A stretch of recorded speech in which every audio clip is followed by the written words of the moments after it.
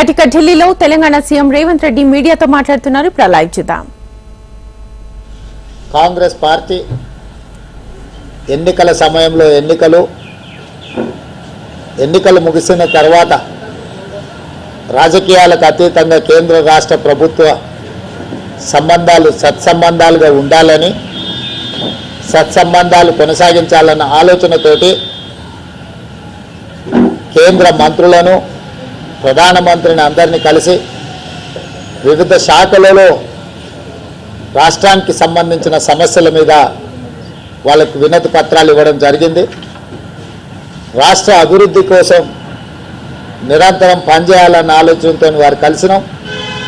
వారి వైపు నుంచి కూడా సానుకూల స్పందన కనిపించింది. ఏ అంశాల మీద ఈరోజు మేము ప్రధానమంత్రిని, కేంద్ర హోంశాఖ మంత్రిని కలిసినామో ఆ వివరాలన్నిటిని కూడా మా ఉప ముఖ్యమంత్రి వర్యులు భట్టి విక్రమార్క గారు మీడియాకు వివరిస్తారు.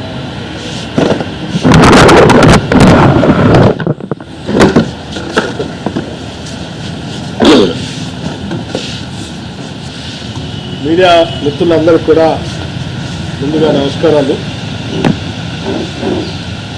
ఈరోజు ఇప్పుడే ముఖ్యమంత్రి గారు చెప్పినట్టు తెలంగాణ రాష్ట్ర ప్రయోజనాల కోసం, అట్లాగే విభజన చట్టంలో పొందుపరిచిన హక్కుల కోసం ఈ రెండు అంశాలపైన దేశ ప్రధాని శ్రీ నరేంద్ర మోడీ గారిని, అట్లాగే హోంశాఖ మార్చులు అమిత్ షా గారిని కలిసి రాతపూర్వకంగా రిప్రజెంటేషన్ ఇవ్వటమే కాకుండా ప్రత్యేకంగా కూడా వారికి రిక్వెస్ట్ చేస్తూ కొన్ని అంశాలు వారి దృష్టికి తీసుకొచ్చాం. వాటిలో ప్రధానంగా తెలంగాణ రాష్ట్రానికి సంబంధించి అతిపెద్ద పబ్లిక్ సెక్టర్ అండర్టేకింగ్గా ఉన్నటువంటి సింగరేణి కాలనీస్కి సంబంధించి గోదావరి వ్యాలీ పరివాహ ప్రాంతంలో ఉన్నటువంటి కోల్ బ్లాక్స్ అన్నింటినీ కూడా ఆక్షన్ లేకుండా సింగరేణి పబ్లిక్ సెక్టర్ అండర్టేకింగ్కి కేటాయించవలసిందిగా వారిని ప్రత్యేకంగా కోరాం. అట్లాగే ప్రతి రాష్ట్రంలో కూడా ఒక Indian institute of management IIM సంబంధించి ఆనాటి పార్లమెంట్లో అప్పటి ప్రధానమంత్రి మన్మోహన్ సింగ్ గారి నాయకత్వంలో కొన్ని హామీలు ఇచ్చారు. తెలంగాణ రాష్ట్రానికి కూడా ఒక ఐఐఎంని ఇంకా 10 సంవత్సరాలు అవుతున్నా రాలేదు. దయచేసి దాన్ని కూడా శాంక్షన్ చేయమని కోరాం. అట్లాగే ఆనాటి విభజన కంటే ముందు రాష్ట్రానికి సంబంధించిన ఐటీఐఆర్ ప్రాజెక్ట్ పెద్ద ఎత్తున ఉపయోగపడే కార్యక్రమంలో భాగంగా తెలంగాణ రాష్ట్రానికి ఆనాటి ప్రభుత్వం శాంక్షన్ చేసింది. 2014 తర్వాత టీఆర్ఎస్ పార్టీ ప్రభుత్వాలు ఏర్పాటు చేసి 10 సంవత్సరాలు దాని గురించి పట్టించుకోకుండా గాలికి వదిలేయటం వల్ల ఐటీఆర్ ప్రాజెక్టు మేము కోల్పోయాం.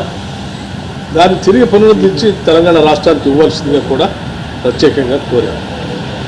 అట్లాగే విభజన చట్టంలో పొందుపరిచినటువంటి రైల్వే కోచ్ ఫ్యాక్టరీకి సంబంధించి కాజీ రైల్వే కోచ్ ఫ్యాక్టరీకి సంబంధించి ప్రత్యేకంగా వారికి గుర్తు చేసి దీన్ని కూడా మంజూరు చేయవలసిందిగా కోరారు.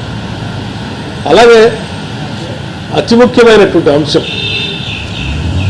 దేశంలోనే డిఫెన్స్ రంగంలో కానీ స్ట్రాటజిక్గా కానీ అనువైన ప్రాంతంగా ఉన్నటువంటి తెలంగాణ రాష్ట్రంలో అనేక డిఫెన్స్ సంబంధించిన పబ్లిక్ సెక్టర్ సంబంధించిన పరిశ్రమలు ఉన్నాయి. వాటన్నిటినీ ఎకోసిస్టమ్ కూడా బాగుంది కాబట్టి మాకున్నటువంటి వాతావరణం కానీ హ్యూమన్ రిసోర్సెస్ కానీ అందుబాటులో ఉన్నాయి కాబట్టి సెమీ కండక్టర్ మిషన్ని తెలంగాణ ప్రాంతంలో చిప్ మ్యానుఫ్యాక్చరింగ్ కోసం ప్రత్యేకంగా పరిగణించి సహాయపడవలసిందిగా ఏర్పాటు చేయడానికి సహకరించవలసిందిగా వారిని కోరాం.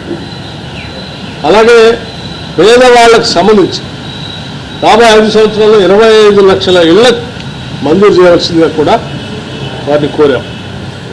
అట్లాగే రాష్ట్రానికి సంబంధించి పెండింగ్ ఉన్నటువంటి గ్రాంట్స్ ఏవైతే ఉన్నాయో వాటిని కూడా రిలీజ్ చేయమని అడిగాం. దాదాపు 1,800 కోట్ల రూపాయలు 2019-20 నుంచి పెండింగ్ ఉన్నాయి, అవి కూడా కావాలని అడిగాం. అలాగే వాటితో పాటు ఇంకా కొన్ని ముఖ్యమైనటువంటి అంశాలు కూడా నవోదయ స్కూల్ సంబంధించి ప్రతి జిల్లాకి ఒక నవోదయ స్కూల్ కావాలని అడిగాం. అట్లాగే కస్తూర్బా పాఠశాలలు కావాలని అడిగాం. ఇట్లా కుసుమ్ స్కీమ్లో లేకపోతే ఇంకొక స్కీమ్లో సోలార్ ఆల్టర్నేటివ్ ఎనర్జీకి సంబంధించి తెలంగాణ రాష్ట్రం కొత్తగా ఎనర్జీ పాలసీతో ముందుకు వస్తూ ఉంది. సాధ్యమైనంత మేరకు పెద్ద ఎత్తున కేంద్ర ప్రభుత్వం ఎనర్జీలో మమ్మల్ని గట్టిగా ప్రోత్సహించడానికి కావాల్సిన సహాయ సహకారాలు అందించమని కూడా వారిని ప్రత్యేకంగా కోరాం. అట్లాగే డిఫెన్స్ ల్యాండ్ సంబంధించి గతంలో కలిసినప్పుడు ముఖ్యమంత్రి గారు మేము కలిసినప్పుడు ల్యాండ్స్ ఎలివేటెడ్ కారిడార్ నిర్మించుకోవడం కోసం వారు అప్పుడు అడిగితే వాటిని పరిగణలోకి ఇచ్చి శాంక్షన్ చేసినందుకు వారు కూడా ధన్యవాదాలు చెప్తూ మిగతా డిఫెన్స్ ల్యాండ్ సంబంధించి కూడా ఎక్స్చేంజ్ కింద మాకు కొంత ఇవ్వాల్సిందిగా వారిని కోరాం. వాటితో పాటు రాష్ట్రానికి సంబంధించిన ఐపీఎస్ ఆఫీసర్ క్యాడర్ స్ట్రెంత్ పెంచుకోవడానికి కావాల్సినటువంటి సంఖ్యను కూడా కావాలని చెప్పి వారిని కోరటం జరిగింది. అట్లాగే విభజన చట్టంలో పొందుపరిచినటువంటి షెడ్యూల్ 9th, 10th ఉన్నటువంటి పెండింగ్ అంశాలు కూడా సాధ్యమైనంత వరకు మేము మా ప్రయత్నంలో మేము వాటి పరిష్కారం కోసం ప్రయత్నం చేస్తాం. అట్లాగే అవసరమైనప్పుడు కేంద్ర ప్రభుత్వం నుంచి మీరు కూడా ప్రత్యేక చొరవ చూపించి తెలంగాణకి న్యాయం జరిగేటట్టుగా చూడవలసిందిగా వారిని విజ్ఞప్తి చేశాం. లేకపోతే హోంమంత్రి గారిని కూడా కలిసినప్పుడు వారికి కూడా వారి శాఖ ద్వారా తెలంగాణ రాష్ట్రానికి కావాల్సినటువంటి అంశాలని చాలా స్పష్టంగా చెప్పాం. అందులో ప్రాధాన్యత సంబంధించినటువంటి అంశం నిన్ను ప్రధానమంత్రి గారిని కలిసిన దాంట్లో అతి ముఖ్యమైన అంశం ఇంకోటి మర్చిపోయాం. స్టేట్ నేషనల్ హైవేస్ సంబంధించి నేషనల్ హైవేస్గా వాటిని అప్గ్రేడ్ చేయవలసిందిగా కోరాం. అట్లాగే రీజనల్ రింగ్ రోడ్డు సంబంధించి నార్త్ వైపున మీరు నెంబర్ ఇచ్చారు, సౌత్లో ఇంకా నెంబర్ ఇవ్వలేదు. రెండింటి కలిపి ఒకటే నెంబర్ ఇవ్వాల్సిందిగా, తద్వారా త్వరితగతిన మేము రీజనల్ రింగ్ రోడ్ పూర్తి చేసుకోవడానికి కూడా అవకాశం ఉంటుంది. మీరు ప్రత్యేకంగా చొరవ చూపాలని వారిని కోరాం. అట్లాగే హోంమంత్రి గారికి సంబంధించి తెలంగాణ రాష్ట్రాన్ని మన ప్రభుత్వం ఏర్పడిన దగ్గర నుంచి, కాంగ్రెస్ ప్రభుత్వం ఏర్పడిన దగ్గర నుంచి డ్రగ్ ఫ్రీ రాష్ట్రంగా ఏర్పాటు చేయడం కోసం యాంటీ నార్కోటిక్స్ బ్యూరోని ఏర్పాటు చేయడమే కాకుండా పెద్ద ఎత్తున దానికి నిధులు సమీకరించి వారికి కావాల్సిన యాక్టివిటీస్ కావాల్సిన ఫండ్స్ అన్ని కూడా ఇచ్చాం. రాష్ట్రాన్ని డ్రగ్ ఫ్రీ రాష్ట్రంగా మేము తయారు చేయడం కోసం ప్రయత్నం చేస్తున్నాం. దీనికి కేంద్ర ప్రభుత్వం నుంచి కూడా కావాల్సిన సహాయ సహకారాలు అందించాల్సిందిగా వారిని కోరాం. అట్లాగే సైబర్ సెక్యూరిటీ గురించి కూడా కేంద్ర ప్రభుత్వం నుంచి సహకారాన్ని కోరాం. అట్లాగే ఐపీఎస్ క్యాడర్ సంబంధించి మాకు స్ట్రెంత్ దాదాపు 29 మంది ఐపీఎస్ క్యాడర్ రావాల్సిన అవసరం తెలంగాణకి, వాటిని కూడా కేటాయించమని చెప్పి వాటిని కోరటం జరిగింది. లెఫ్ట్ వింగ్ ఎక్స్ట్రీమిజం కింద కూడా వెనుకబడినటువంటి జిల్లాలుగా గతంలో ఉన్నటువంటి జిల్లాలను తొలగించడం వల్ల కేంద్ర ప్రభుత్వం నుంచి మాకు రావాల్సిన నిధులు ఆగిపోతా ఉన్నాయి. ఆ నిధులు సంబంధించి ఆదిలాబాద్, ఆసిఫాబాద్, అట్లాగే కొమరంభీం, ఆసిఫాబాద్, మంచిర్యాల జిల్లాకు సంబంధించి మళ్ళీ తిరిగి వాటిని చేర్చి నిధులు ఎక్కువగా ఇవ్వాల్సిందిగా, ఆ జిల్లాల అభివృద్ధి కోసం ఇవ్వాల్సిందిగా వారికి కోరాం. అట్లాగే మిగతా అంశాలు pending issues between Andhra Pradesh and Telangana సంబంధించిన రీఆర్గనైజేషన్లో ఉన్నటువంటి అంశాలను కూడా హోంమంత్రిగా మీరు బాధ్యత చొరవ తీసుకొని మాకు న్యాయం జరిగేటట్టుగా చూడాలని చెప్పాం. ప్రధానమంత్రి గారిని కలిసినప్పుడు, అట్లాగే రాష్ట్రానికి హోంమంత్రి గారిని కలిసినప్పుడు ఇద్దరికి కూడా మేము గట్టిగా చెప్పింది, తెలంగాణ రాష్ట్రానికి సంబంధించి భద్రాచలం దగ్గర ఉన్నటువంటి 5 గ్రామాలను కూడా తప్పనిసరిగా తెలంగాణకు వచ్చేటట్టుగా, భద్రాచలం దేవస్థానం పరిధిలో ఉన్నటువంటి 5 గ్రామాలు అటు ఇటు కాకుండా ఉన్నాయి. అవి ఆంధ్ర వాళ్ళు ఈ గ్రామంలో రావాలంటే తెలంగాణ నుంచి రావాల్సి వస్తుంది. మేము మా తెలంగాణలో భద్రాచలం తర్వాత ఉన్నటువంటి గ్రామాలు పోవాలంటే ఈ ఆంధ్ర ప్రాంతంలో ఉన్న 5 గ్రామాలు దాటిపోవాల్సి వస్తుంది. ఎప్పుడు ఏదైనా ఇబ్బందులు వచ్చినా, వరదలు వచ్చినప్పుడు కూడా లేదా సహాయ సహకారాలు అందించాలంటే కూడా ఆంధ్ర ప్రాంతానికి అడ్మినిస్ట్రేటివ్ పరంగా కూడా చాలా దూరంగా ఉన్నాయి, వాళ్ళు చేయలేకపోతున్నారు. ఏం చేయాలన్నా తెలంగాణ ప్రభుత్వం మీద ఆధారపడి ఉన్నారు. కాబట్టి 5 గ్రామాలను కూడా మాకు ఇచ్చేటట్టుగా చూడవలసిందిగా వారిని కోరటం జరిగింది. మేము అడిగినటువంటి ఈ అన్ని అంశాలకు సంబంధించి చాలా స్పష్టంగా రాష్ట్రపూర్వకంగా ముఖ్యమంత్రి గారు సంతకం పెట్టి వారిని రిప్రజెంటేషన్ ఇవ్వడం జరిగింది. ఇచ్చిన ప్రతి అంశాన్ని కూడా వారు పరిశీలించి సావధానంగా మాతో చర్చించి వాటన్నిటిని కూడా సాధ్యమైనంత వరకు అమలు చేయడం కోసమే ప్రయత్నం చేస్తామని చాలా పాజిటివ్గా వారు స్పందించారు. వారు ఆ రకంగా స్పందించినందుకు రాష్ట్ర ప్రభుత్వం నుంచి వారికి ధన్యవాదాలు కూడా తెలియజేస్తున్నారు. చంద్రబాబు నాయుడు దొంగపుత్రుడు కదా, ఇప్పుడు 5 గ్రామాలు అక్కడ యువనెత్తి ఇద్దరు విషయం చేసుకునే అవకాశం ఉంటుంది సీఎం గారు. చంద్రబాబు నాయుడు గారు రేపు పొద్దున 6వ తారీఖు నాడు జరిగేటువంటి సమావేశంలో కూడా మేము చాలా రాష్ట్రానికి సంబంధించిన పలు అంశాలని అందులో పొందుపరిచి మాట్లాడుకుంటా ఉన్నాం ప్రయోజనాల గురించి. సరే, మిగతా అంశాలు కూడా చాలా ఉన్నాయి కాబట్టి ఒకటే అంశం చెప్తే కరెక్ట్ కాదు. అజెండాలో చాలా అంశాలు అందులో పొందుపరుస్తాం. ఆ అంశాలన్నీ మీటింగ్ అయిన తర్వాత ఏం మాట్లాడాలని ఇప్పుడు చెప్తాం. అయితే డెఫినెట్గా కేంద్రంలో మేము అడిగినవి మాత్రం అంశాలు ఇవి. అక్కడ కూడా సందర్భం ఏమా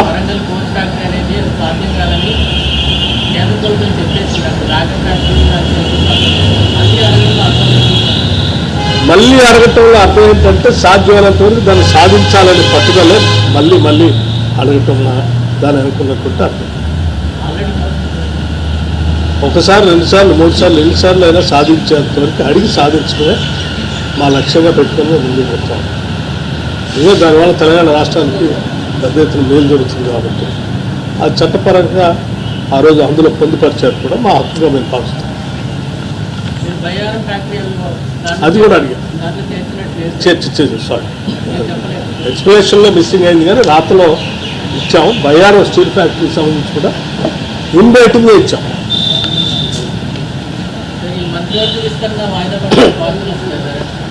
మీరే విస్తరించారు, మీరే వాయిదా వేసారు. నేను తారీఖులు ఏం చెప్పలేదు. విస్తరించాలి, పిసిసి అధ్యక్షుడిని నియామకం జరగాలి, మంత్రివర్గ విస్తరణ జరగాలని ఏఐసిసి అధ్యక్షుడికి విజ్ఞప్తి చేసినాం. వాళ్ళ పరిశీలనలో ఉందని చెప్పినాం. ఇప్పుడు కూడా వాళ్ళ పరిశీలనలో ఉంది. మీరే విస్తరించారు, మీరే శాఖలు పంచారు, మీరే వాయిదాలు వేసిండ్రు.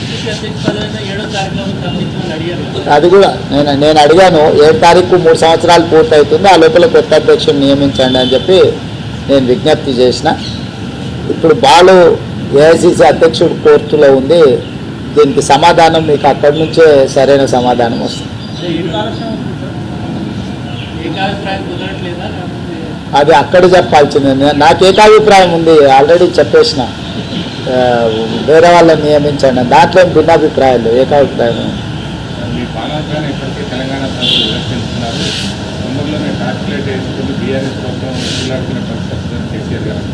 వాస్తవమే కదా. బీఆర్ఎస్ ఎక్కడుందో ఇప్పుడు టార్చ్ లైట్ వేసి ఎత్తుకాల్చింది కదా. ఏడుంది బీఆర్ఎస్?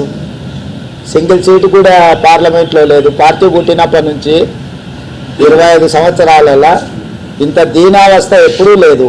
ఇప్పుడు ప్రజలు కాదు, కేసీఆర్ కూడా బీఆర్ఎస్ ఏడుందని టార్చ్ లైట్ వేసి ఎత్తుకోవాల్సిన పరిస్థితి వచ్చింది. కాలగర్వం కాదు, గత చరిత్ర బీఆర్ఎస్ అనేది. బీఆర్ఎస్కు గత చరిత్ర ఉన్నది కానీ భవిష్యత్తు లేదు.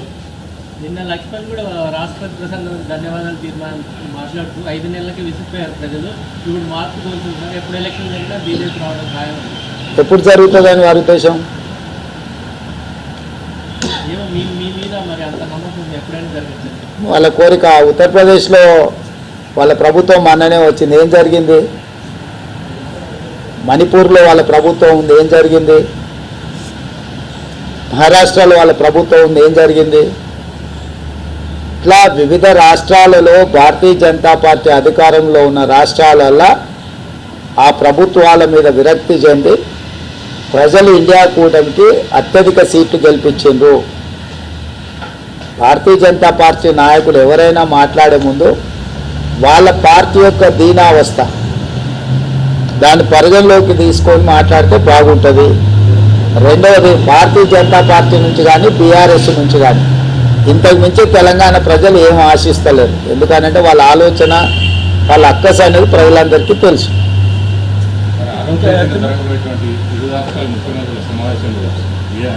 విభజన చట్టంలోని హామీలు పెండింగ్ అంశాలే కాదు, ఇవాళ అదే అంశాల మీద ప్రధానమంత్రి గారిని అమిత్ షా గారిని వాళ్ళ దగ్గర ఈ ప్రస్తావన ఏమైనా వచ్చిందా? ఇట్లా ఇతర ముఖ్యమంత్రులను కలిసి కూర్చొని మాట్లాడుకోబోతున్నారు.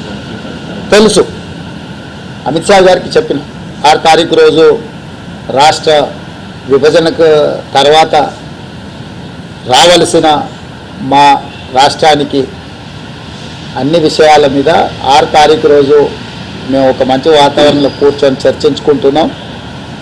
మీ సహకారం కూడా సమస్యల పరిష్కారానికి ఉండాలని అమిత్ షా గారికి చెప్పినాం. స్పష్టంగా మీ సమస్యలు పరిష్కరించుకోండి, కేంద్ర ప్రభుత్వం వైపు నుంచి పూర్తి సహకారం ఉంటుందని వారు చెప్పారు. మీకు ఆంధ్ర వైపు నుంచి మీకేం కావాల్సింది, మీరు ఆంధ్రాకి ఏమి ఇవ్వాల్సింది? చాలా అంశాలు ఉన్నాయి. ఇంకా అది లిస్ట్ ఇస్తాను. 9th షెడ్యూల్ 10th షెడ్యూల్లో ఉన్న ప్రాపర్టీస్ కావచ్చు. ఇప్పుడు మా బట్టి విక్రమార్క గారు చెప్పినట్టు ఆ 5 గ్రామాలు భద్రాద్రి రాముడు గుడితో పాటు అక్కడ ఉండే దేవుడి మాన్యాలు ఇవన్నిటిని కూడా మన రాష్ట్రానికి సంబంధించి, అదేవిధంగా దీర్ఘకాలికంగా వాయిదా పడుతున్న నీటి పంపకాల విషయం కావచ్చు, ఇంకా ఎన్నో అంశాలు ఉన్నాయి. వాటన్నిటిని చర్చించుకొని ముందుకెళ్ళాలనుకుంటున్నాం. తెలియదు అసలు ముఖ్యమంత్రులు కూర్చున్నాక కదా ముఖ్యమంత్రుల స్థాయిలో పరిష్కారం అవుతాయా కావా అనేది తెలియకుండా ఎట్లా చెప్తాం. మా ఇద్దరి మధ్యలో పరిష్కారం కాగలిగినాయి. 2 రాష్ట్రాలు 2 ముఖ్యమంత్రులు కూర్చొని పరిష్కరించుకుంటారు. ఇంకేదైనా విషయంలో భిన్నాభిప్రాయాలు ఉంటే ఆర్బిట్రేటర్గా కేంద్ర ప్రభుత్వం ఉంది. కేంద్ర ప్రభుత్వం ఒకవేళ ఏదైనా విషయాలను పరిష్కరించలేకపోతే చట్ట ప్రకారంగా దానికి పరిష్కారం ఎట్లా కనుగొనాలో కనుగొంటాం ఇద్దరం కలిసి. సార్, ఎమ్మెల్యేలు ఫిరాయింపుల విషయంలో కాంగ్రెస్ బరితెగింపు వ్యవహరిస్తుందని నిన్న ఈటెల రాజేందర్ అన్నారు. ఇక ఏం మాట్లాడతాం? 20 సంవత్సరాలు ఆయన ఎవరితో కలిసి తిరిగాడు, ఎవరితోనే అధికారం పంచుకున్నాడు. ఆయన కండువాలు కప్పేటప్పుడు ఎప్పుడైనా మాట్లాడిందా? పోనీ 11 రాష్ట్రాలల్లో భారతీయ జనతా పార్టీ ఎన్నికైన ప్రభుత్వాలను పడగొట్టింది. ఆ విషయమన్నా తెలుసా వారికి? కర్ణాటకలో కానీ, మహారాష్ట్రలో కానీ, గోవాలో కానీ, బీహార్లో కానీ, మధ్యప్రదేశ్లో కానీ, ఇప్పుడు మధ్యప్రదేశ్లో ఉన్న ప్రభుత్వం ఏం చేసి తెచ్చుకున్నారు? ప్రజలు ఇస్తే వచ్చిందా? అవును, ఫిరాయింపులు చేసి తీసుకొని ప్రభుత్వాలను పడగొట్టి ఇవాళ మహారాష్ట్రలో వాళ్ళు చేసిన పనికి ప్రజలు ఏం తీర్పిచ్చిందో ఉంది కదా కళ్ళ ముందల. అంతగా కేసీఆర్ పట్ల వీరికి సానుభూతి ఏంది? కేసీఆర్ మీద ఇంకా ప్రేమ తగ్గనట్టు ఉంది.